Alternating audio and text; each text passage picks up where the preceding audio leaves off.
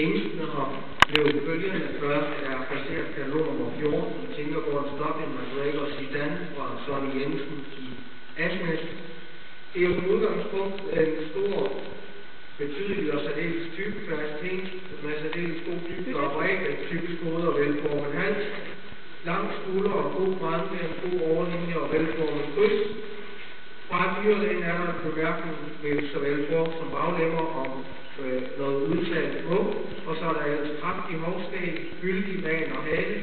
energisk fremdrivende med hvid bag i skridt, ret godt undergreb i travs med hvid bag, og ret godt undergreb ligeledes i galoppen med hvid bagbevægelse. Helheden er samme vej i de to ord, nemlig velrejst og imponerende, og det er jo ordet betydeligt imponerende, hængst med masser af rammer og kvalitet og videre af, og så er der altså en bemærkning fra dyrlægen, som er taget med i rapporten, som det sig hører og bør. Her er givet 10 på type, 9 på hoved og hals, og 9 på hoved og mange, samt 9 på overlinje og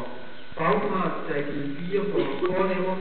9 på forhoved, 4 på baglemmer,